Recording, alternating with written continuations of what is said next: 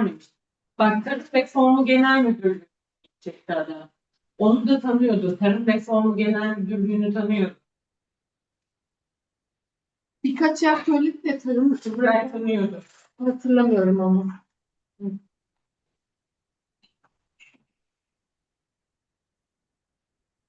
Beğenmedim ya. Bu biraz anlık şey. Anlık öyle değil.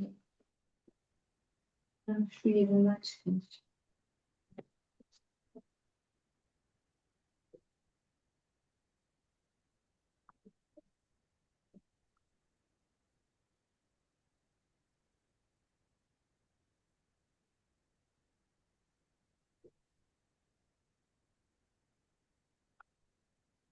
Çünkü Okay, o yayınları perfect. onlar yapıyordu. Now we're live on YouTube.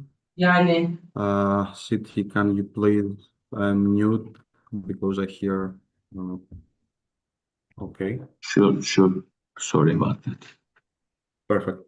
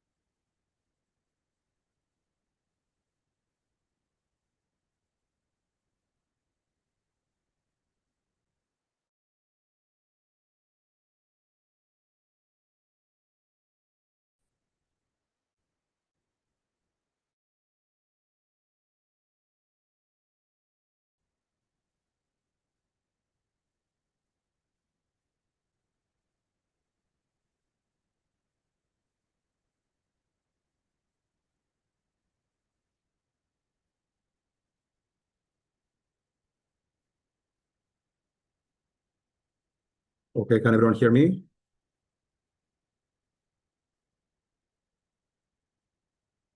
Okay, thank you, Bernasio. So let's just give 3 more minutes for everyone to join, and we continue at 2:05. 3 minutes, everyone.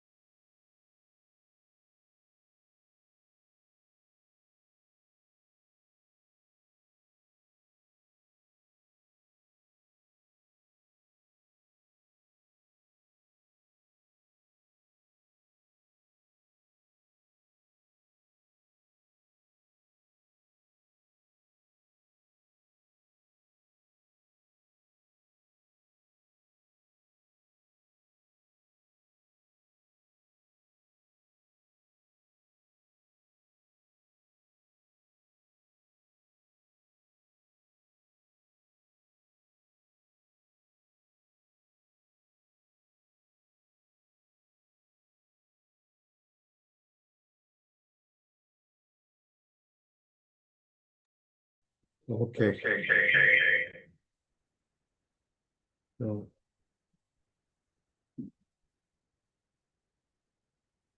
it's 2:05. Let's begin. I trust that more people will join.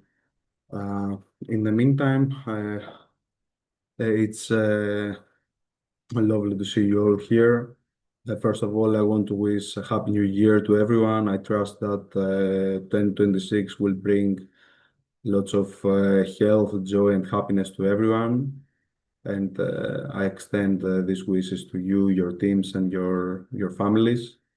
Now, my name is Vasilis Korakis. Actually, this is the second webinar that we do together. The first one was about a month ago, and I will reintroduce myself now because I see some new faces and some people who weren't attending the previous one. So, as I said, my name is Vasilis Korakis. I am a project manager for Action for the Civil Society, a Greek-based non-governmental organization. And I'm here today to continue with the webinars of the virtual exchanges of the Youth Eco-Resilience Project, an initiative that is co-funded by the European Union in partnership with organizations from Europe and from Africa. So again, thank you all for being here, and I hope that we'll have 1 hour together where we can explain some important stuff about education and how important it is to include migrants and refugees, and some innovative methods and ways where we can enhance it. So let's begin. I will start to record. Can everyone hear me clearly? Yes, please, can hear you. Okay. We can hear you. Okay, perfect. Let's record now. Perfect. So I'll start the recording. So let me share with you the presentation. Give me a second.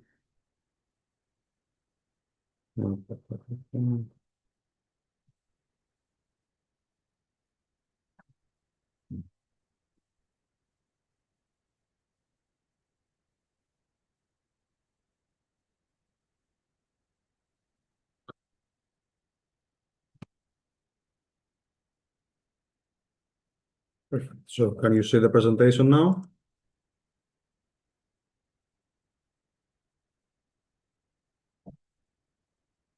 Not yet. Can you see it now?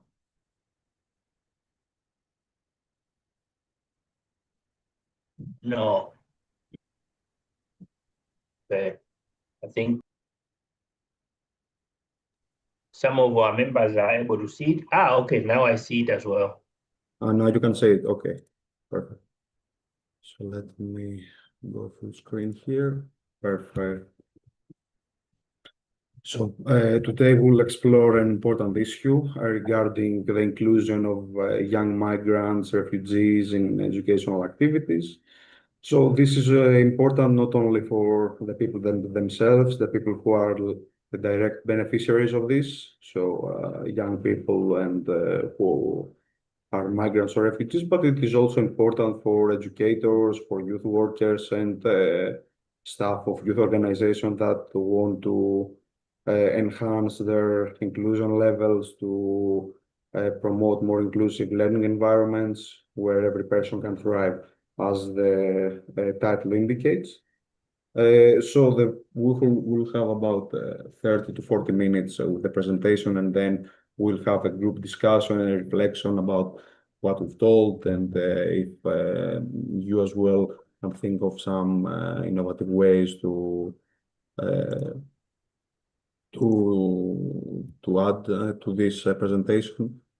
So now let's just begin with the terms. So I guess that you are already familiar with the term migrant and refugee. I don't need to repeat again, but in short, migrants are people who choose to move to another country, mostly seeking better economic opportunities, better education, better employment. And refugees are people who are forced to flee their home country, mostly due to war. But as we already saw in the previous presentation, climate can also play an important role in this, as well as the violation of human rights, political persecution, and other public causes.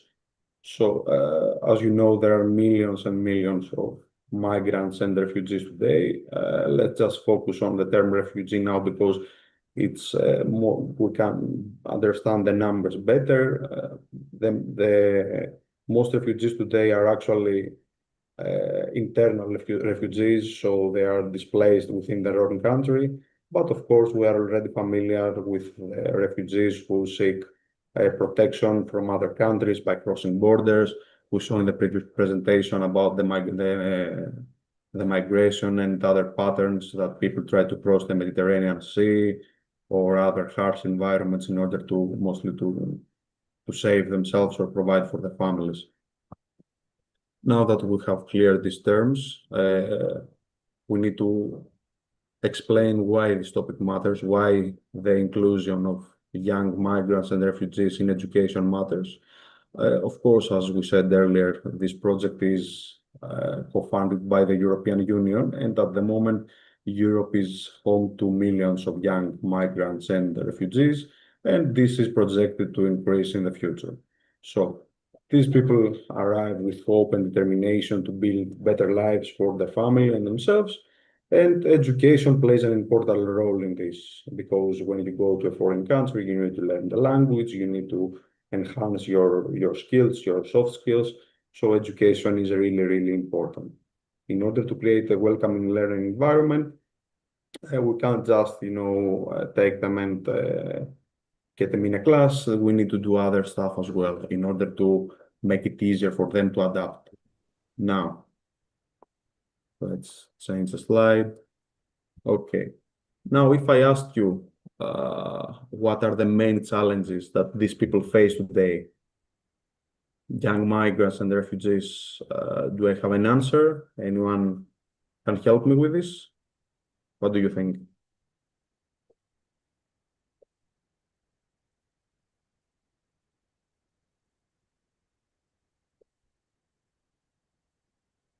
Anyone?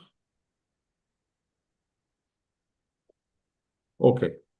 So the most common barriers that these people face are primarily language barriers because, okay, most of the population all across the world speaks some basic English, and we all can, have a basic conversation in English, even though most of us are not native speakers. But what happens when someone chooses to migrate or find himself a refugee in Greece, for example, my home country, or in Turkey, or in Italy, in Poland? What are the chances of someone who is not from this country speaking Italian or Greek or Polish or Turkish? The chances are slim. Yes, Bernasio?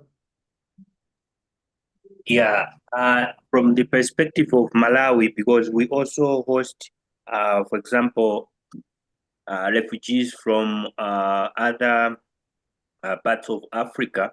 One of the things that I've seen as a challenge, sometimes the policies. Here we have what we call the encampment policy that prevents these migrants from moving out of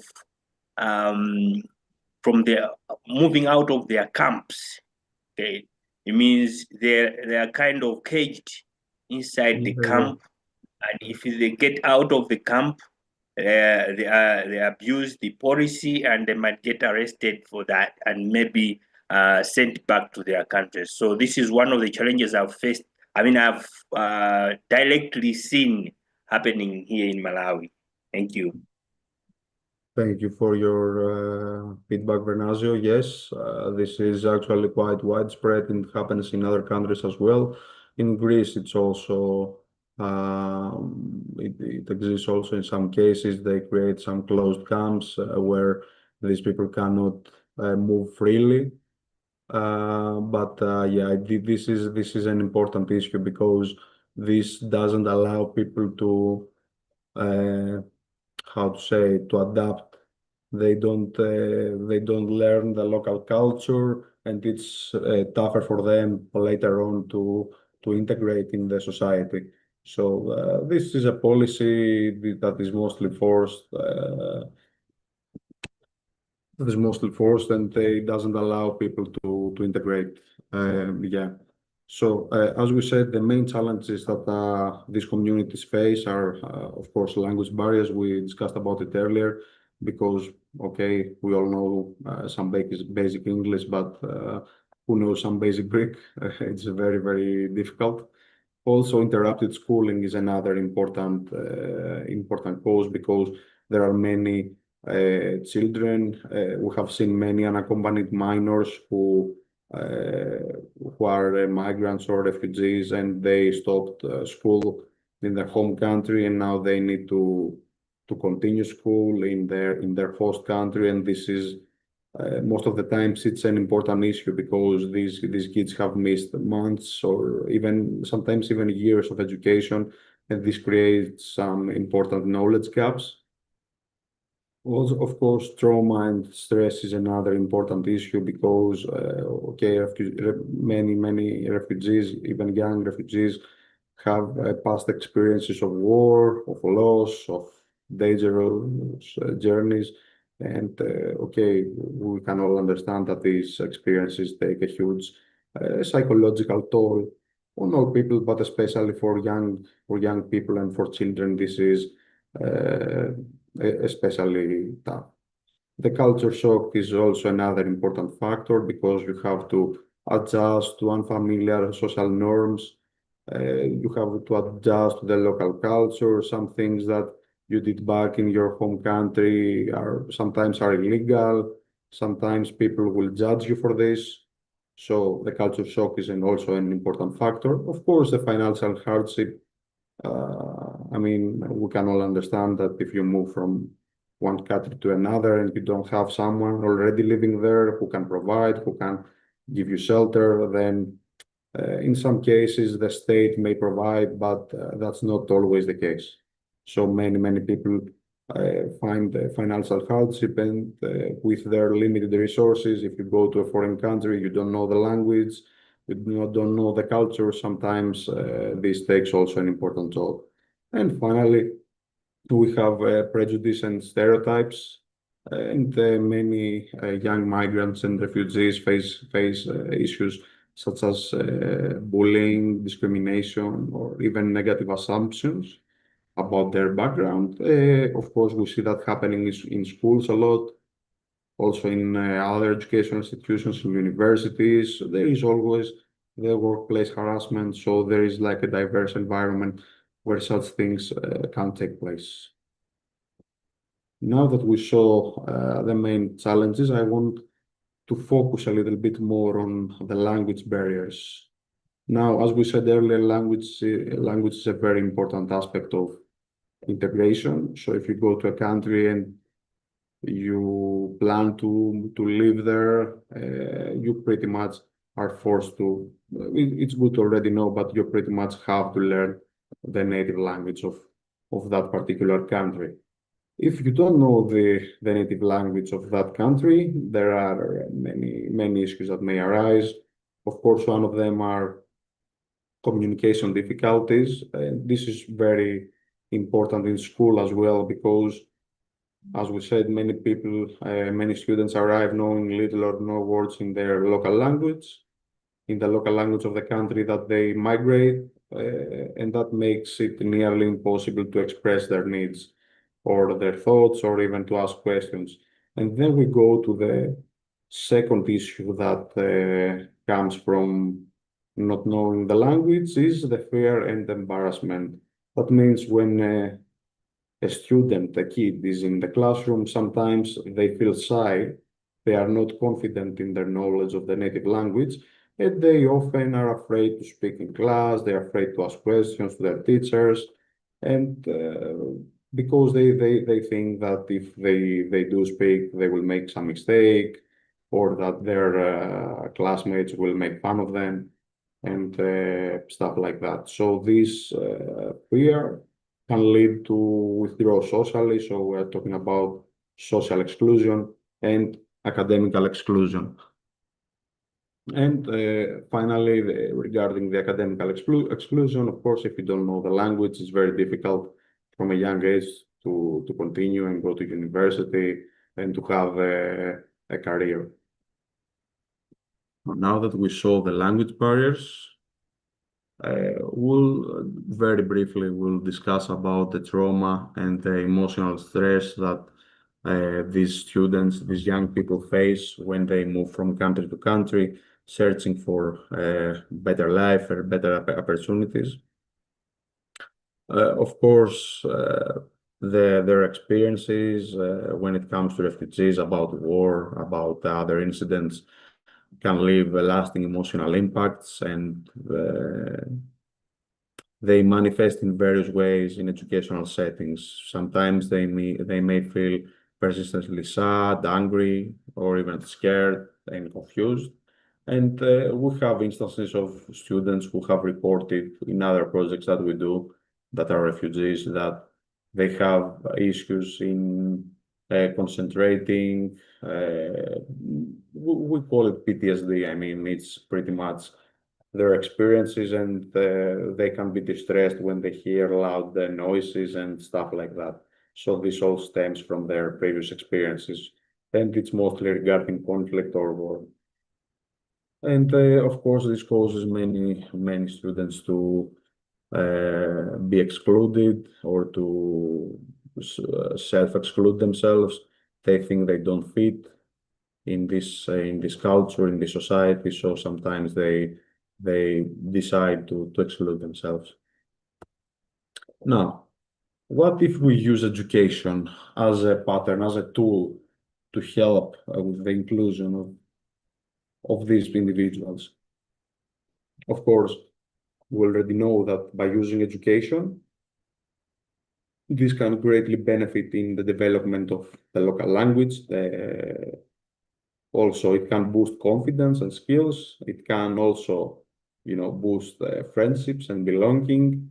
And it can also provide future opportunities. Regarding language, of course, we know that if you communicate daily and regularly with local people in their local language, eventually you will have an understanding of that language. You won't speak it natively, but you will be able to go by, and you will be able to have a normal life. Also, mastering new subject and completing projects, achieving goals builds your self-esteem and demonstrates their capabilities. So all this is within school. School can be a very, very important tool. So if these students, these children go from a young age, then they have higher chances, higher opportunities in fitting in and creating a better future for themselves in this particular country. Of course, we know that school is a place where young people, young individuals have natural opportunities to meet their peers and develop connections. Of course, it also helps by growing your character, learning to be responsible, to setting schedules, and is a tool for stability. And finally, we know that education provides opportunities. It opens doors to higher learning careers. So we start from school and later university, and so on, so on. Now, regarding the role of schools, as we said earlier as well, their role is transformative. So we can pretty much summarize it with 4 verbs, and they also fit in with what we said earlier. First of all, guide, to navigate new systems, expectations, and opportunities for newly arrived students or children. Listen, provide emotional support and validate these experiences. Support, to offer practical assistance and advocate for needs. And protect, to create safe spaces free from discrimination. Now, this is, of course, not only, this is not up for the students themselves. It's also you need to have a good school system and educators who care and who are willing to put the extra work for this to happen.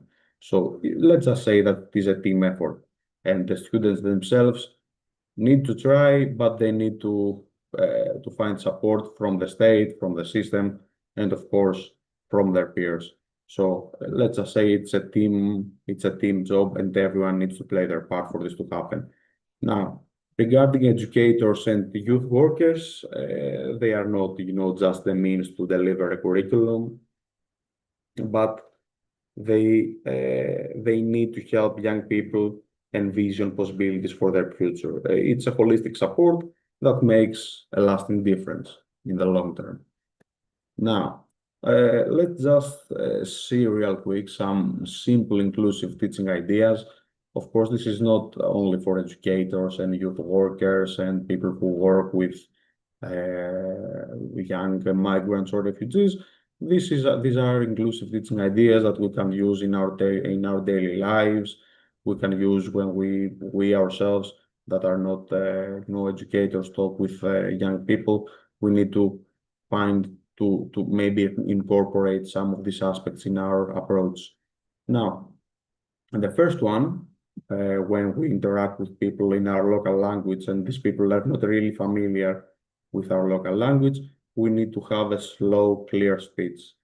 We need to speak at a measured pace, enunciate clearly, and avoid idioms or complex expressions. So pretty much it says no slang.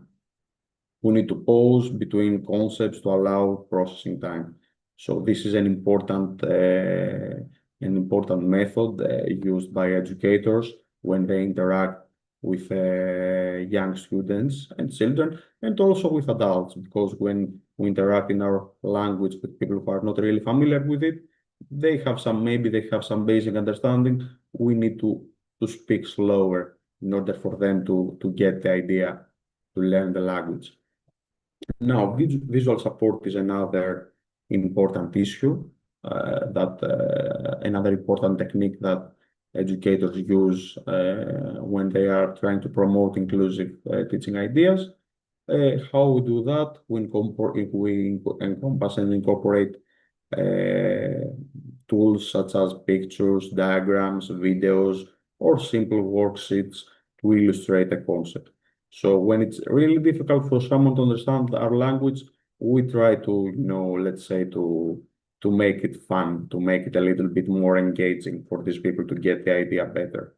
So this visual aid helps us bridge certain language gap and also supports understanding. Of course, repeating and rephrasing is another important tool, another important, let's say, linguistic tool, because as we said earlier, there are many people, when they don't know our local language very well, they are afraid, or sometimes they are they fear to ask a question or to ask their educator to repeat.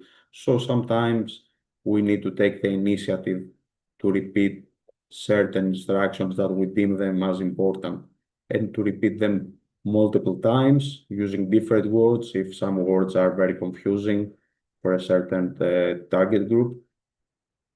And also, maybe writing some key points as bullets on the board for the students to reference later.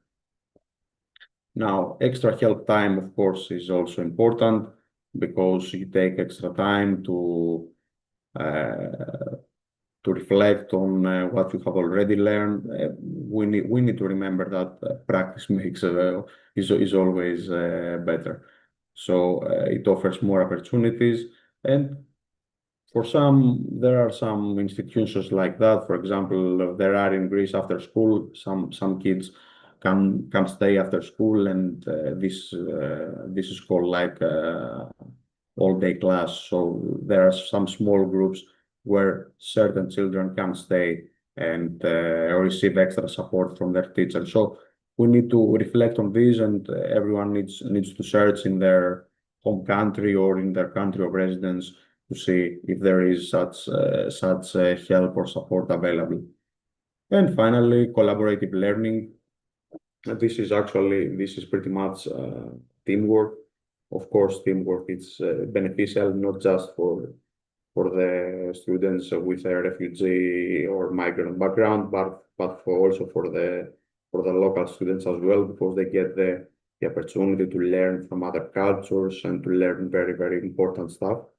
So by working collaboratively and learning collaboratively, we encourage peer support and shared problem solving and natural language practice. So these are some important inclusive teaching ideas. These are very simple. You don't need any expensive tools. They are all free.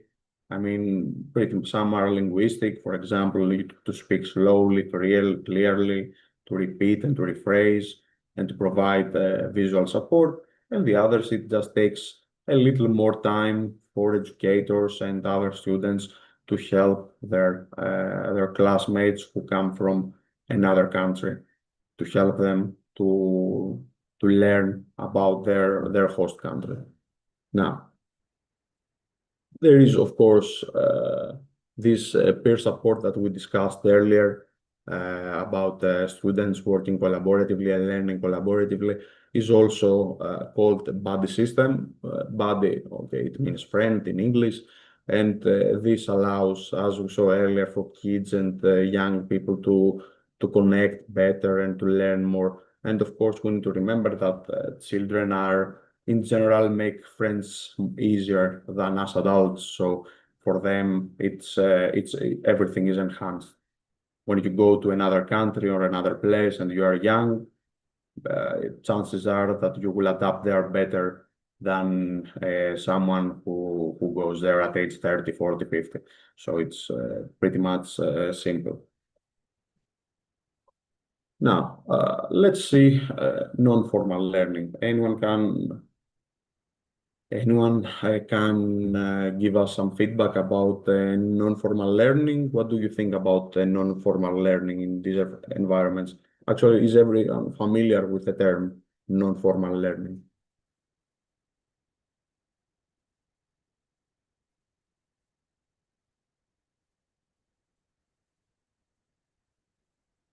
Okay, so I trust that everyone is familiar with the term. Pretty much non-formal learning is learning activities that take place outside of traditional classroom settings. So not in school, not in a university, just outside. So what is the main, what does non-formal learning provide that traditional learning doesn't? Of course, non-formal learning is in most cases more engaging, and it allows for building trust between young individuals, building character as well, and emotional healing. Now, some important things that we can do as part of non-formal learning is, of course, sports and physical activity. Of course, we know that team sports enhance cooperation, build fitness, and all this stuff, but they also help people come together and be placed in teams, and then this camaraderie most of the times overcomes language barriers and other, societal norms. Also, arts and crafts is also an important non-formal learning aspect, as creative expression allows students to communicate their feelings and stories when words are difficult. We can all some people can communicate or express themselves better through art and crafts.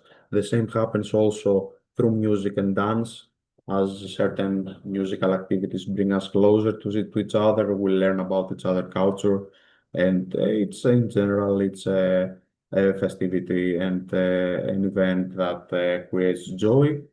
Drama and storytelling is also important, as it allows us to build language skills. So if we all, sit in a circle and it's one of us is allowed certain minutes to speak about their stories and their backgrounds. This gives the individuals the opportunity to build their language skills, to boost their confidence and their empathy. And finally, games and play is also an important factor nowadays because that they are so widespread and they teach us to play with rules, to use strategy, and to build, friendships through, in-game alliances and other aspects. Now, these are some non-formal learning techniques that we can use in order to enhance the education of young migrants and refugees. So we saw what we can do in school. Now we saw what we can do in non-formal learning. Now we will see some digital tools that help learning. Of course, I have included just, a few examples. There are countless examples that we can find that allow students and young individuals to learn through digital tools. Of course, we are in the digital age, in the age of AI, so there are many, many tools available. I will just, quote some important tools. Now, regarding language, of course, Google Translate is an important tool that we use in order to translate the language of for example, the language of the host country into our national language or English.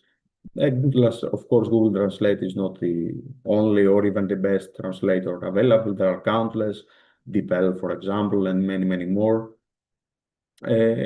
YouTube learning videos are gaining more and more popularity every day. A few years ago, they were not that widespread in traditional classroom settings, but after COVID and today it's a lot more common than what it used to be. So we can use YouTube to access some free educational content, and this is most of the time these courses are available in multiple language or they are subtitled in multiple language. So students can watch these lessons repeatedly and go at their own pace, at their own speed. Their quizzes are also an important tool that we can help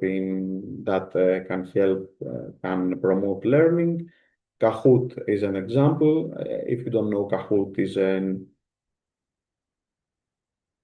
a quiz that allows for interactive settings that make learning fun and engaging. You basically have to answer some questions, and sometimes if you win, you get like let's say a small prize. So it's great for boosting our confidence and also allows us to build our language skills as well. Of course, there are also other digital tools, for example, applications like Quizlet and the other digital flashcards that allow students to create and practice their language, the language of their host country through images, audio, games, and other things. Now, these are all easy to use tools. They don't require any prior knowledge. They don't require any training, and most of them cost nothing. There are free versions of them, so they are really, really accessible to everyone. Now, of course, involving the student is not an easy task if the student's family is not on board as well. We understand that we need to involve their families in order to strengthen the access to student support and also to help the parents navigate unfamiliar education systems, because the parent also needs to have a basic knowledge of the education system of the country that their children are studying, and so as to plan better for the future, do their plans for college and future initiatives. Now, let's really quick see some methods that we can use in order to involve the families. The first one is to communicate with warmth, to approach parents with friendliness and respect, to make eye contact and show genuine interest in their child and family. The second one is to use clear and simple language. We also said that about interacting with students. The same applies here. These are people who are not really fluent in the language of the host country. So again, we need to interact by using clear and simple language. Also, translation is another tool. We can use it if they are not really familiar with the local language. Explaining the school culture is also an important aspect. So as we said, parents need to have a basic understanding of the school system and the school culture of the host country. So they need to learn the rules of the school, the expectation, the schedules, and the opportunities clearly. Some things the locals will see them as obvious, that they don't need to really explain them. But for many people who are new to the particular country, and this country has a different educational system, these things need to be explained quite extensively. Now we need to also share the positive updates. We don't need educators, youth workers, don't need only to contact families about problems, but they need to contact them about good news, celebration, to inform them about the students' progress. And of course, we know that this builds positive relationships and engagement with the families as well, not just with the students. Now, in order to create a safe space that includes all this, that No. includes, sorry, Anne. Rebecca, Anne. Okay, let me. you're okay. Okay.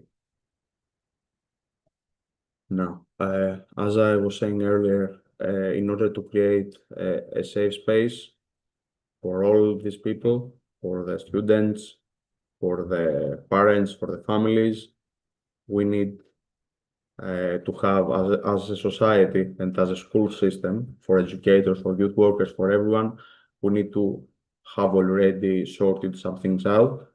Of course, most are obvious, and everyone will agree that these need to be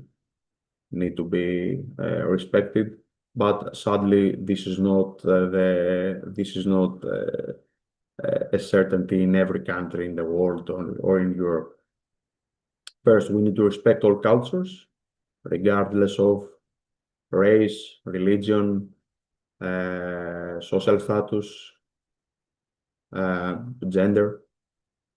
So this goes without saying. Of course, we have to listen carefully to other people, have their own experiences. We need to welcome emotions. We need to celebrate differences. And of course, we need to have zero tolerance for bullying. Now, these are and these, if we adopt all these practices, they establish clear anti-bullying policies and enforce them consistently. And this creates certain classroom norms together with students. So creating a safe space really matters, because if we don't, then it's really difficult for the students and their parents to adjust and to integrate without problem in our societies. Now, of course, let's just have a quick overview of the benefits for young migrants and refugees. Of course, improved language proficiency is one of the main benefits. We discussed it a lot earlier. And we can all understand that the regular practice and supportive instruction accelerates language acquisition. Enhanced self-esteem is also another benefit, as with by going to school and by studying with local people. Young people with a migrant refugee background can have higher opportunities for academic success and for new friendships and for the recognition of their achievement. Of course, the reduced isolation and social exclusion is another key benefit, as is the increased school engagement. And finally, expanded future aspiration, as positive educational experiences help students dream bigger and set certain ambitious goals. Now, the benefits are not only for these young people or even for the families. There are, of course, benefits for the communities that these people choose to live. Of course, there is one key benefit for the communities is the greater cultural understanding, as students and families learn about diverse perspectives, traditions, and they build appreciation for different ways of life. There is also the enhancement of cross-cultural friendships, as these relationships are built within time.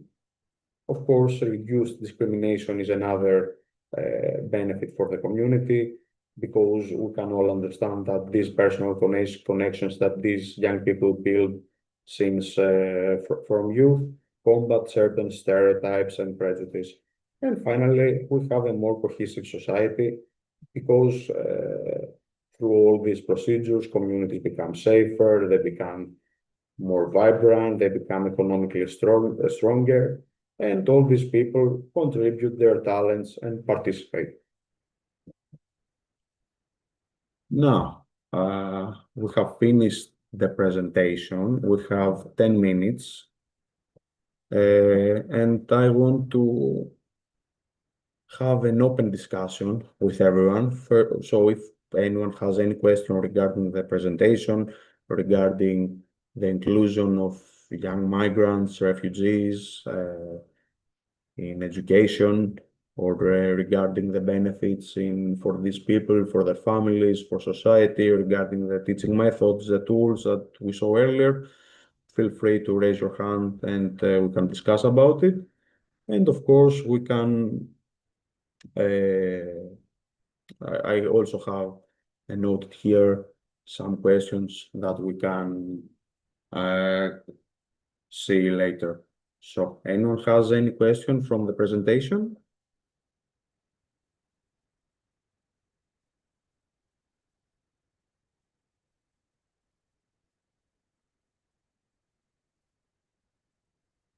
No. Okay. So let's see these questions here.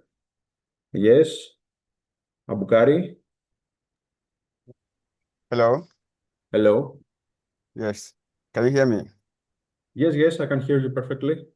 Yes. Thank you so much for the wonderful presentation. Thank you for joining as well. Yes, it's been amazing, especially with regards to migrant and refugee crisis.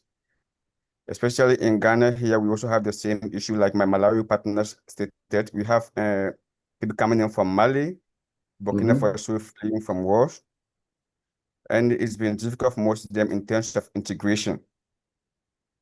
Like you said, language barrier is a key issue over here. And from speaking from experience, I've taken part in job shadowing in Italy, that's Palermo, where I visited a lot of migrant centers, and from their stories, it hasn't been easy for them to integrate. Yes, it's difficult for most migrants out there in terms of expectations, what they expect. Most of them leave their countries with high hopes, trying to go, thinking Europe is a land of milk and honey. Yeah. But once they arrive at their destination, it becomes a different reality altogether. Yes. I remember a migrant told me from Gambia, he was from Gambia, a professional carpenter, for instance, he was making a lot of money. But social media got influenced thinking that life in Europe is okay. He left his shop and went to Libya, from Libya to Italy. Mm-hmm. And he was in the camp for 3 years without working. His wish was to go back, but life became so terrible for him. So just to add to what you are saying, this is a very important topic for most of us, especially where we have in Africa other migrants coming in due to wars, conflicts. It's been very challenging. It's been very challenging. And just to add to what you are saying with regards to presentation, I think next time the text is not all that clear. The presentation, the text is not that clear for us to see most of the text. You have to zoom in to see more. So probably next week the text can be worked on. Okay, thank you for your contribution, Abukari.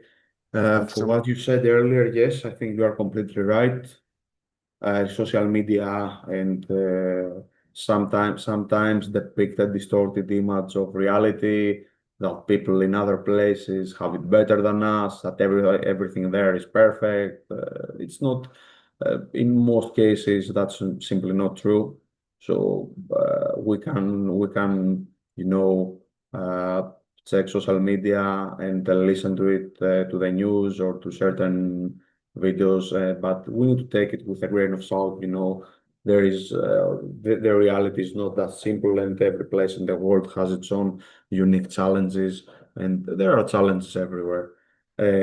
Also, of course, language is an important issue, and I understand because in the previous webinar we discussed about migration patterns and from the trips from Libya, for the route from Libya to Italy and Turkey to Greece or Morocco to Spain. All these routes, they are very, very expensive. So in many cases, these people need to sell all their belongings just to afford this journey, this very, very perilous journey. And in many, many times they find themselves in worse positions than the ones that they were back in their home country. Bernasio also told us earlier about people who cannot leave the camps. I can guarantee you that this also took place in Greece a few years ago. There were people who were not allowed to leave the camps. So we can see that reality is not as simple as social media, the news, or other, sources claim to be. We need to take everything with a grain of salt and think for ourselves, because sometimes we may find ourselves in a worse situation than the one that we are currently living. Now, anyone has any idea, any suggestion about what can help young migrants feel welcome on their first day?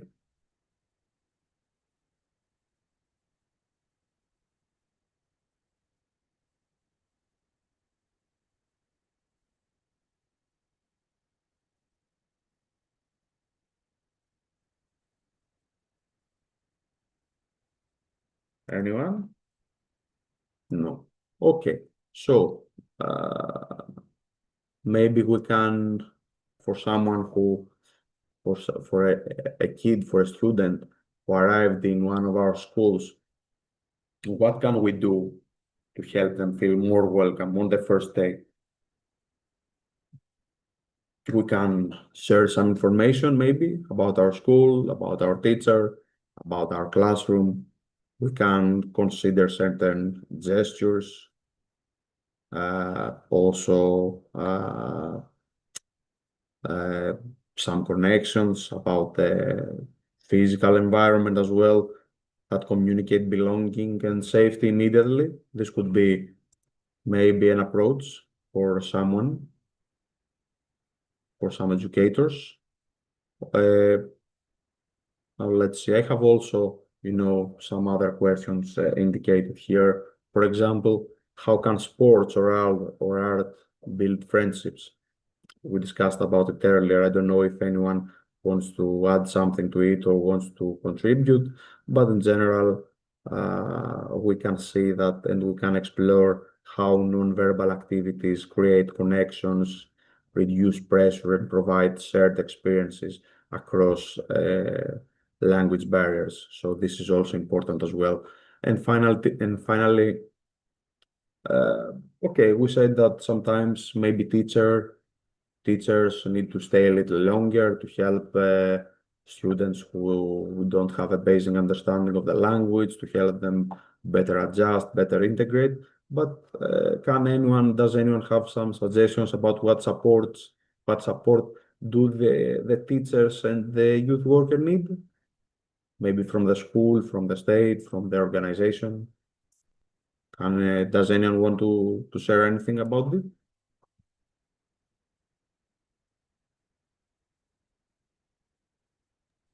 Come again. Yes, Can you come Gary? again? Can you come again with your question? Of course, of course. The I question, didn't hear you to very come well. again with the question, yeah. I said that teachers and educators and youth workers sometimes need to allocate more of their time to help the students better integrate and fit in. But what about them? You know, what support do they need from the school, from their country, maybe from the organization if they are youth workers? So what do you think?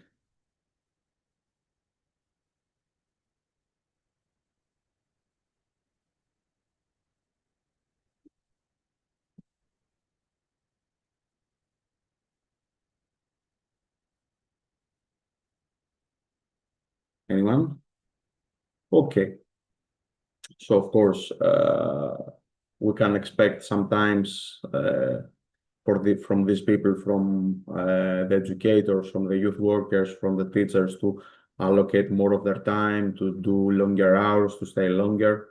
But they need some help from the system, from their country, I mean, from the schools as well. And of course, the youth workers from the organization, from the NGOs, they need some help to do all this because their resources are limited, their time is limited, they need some help.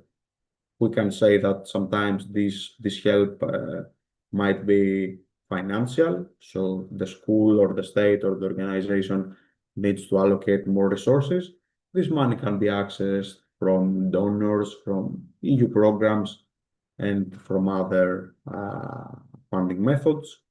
Uh, Time is also an important issue because one person, one educator cannot be responsible for having 10, 15 students each day after school. So we need to have more people doing this.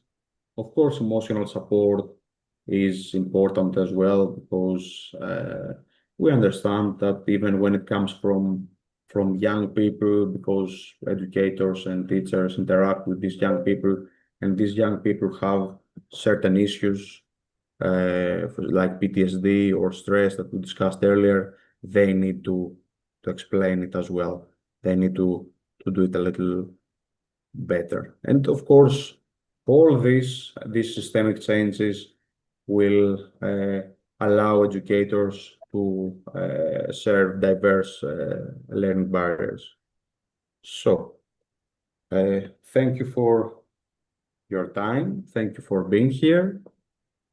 I'm glad that I had the opportunity to talk about and raise these important issues. I will send you the post-training form for you to fill in and to assess this workshop. That it's almost 3 o'clock, at least here in Greece.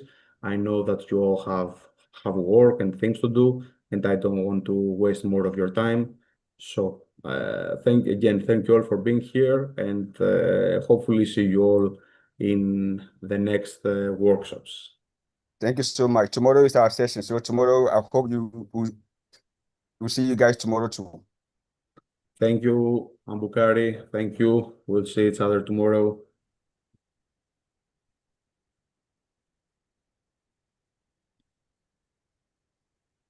Okay, bye bye everyone.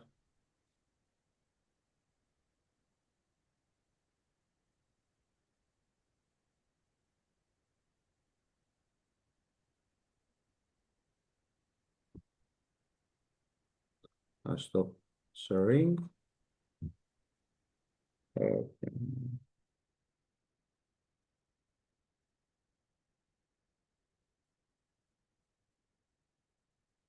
Okay. Have a good evening, everybody. Bye bye.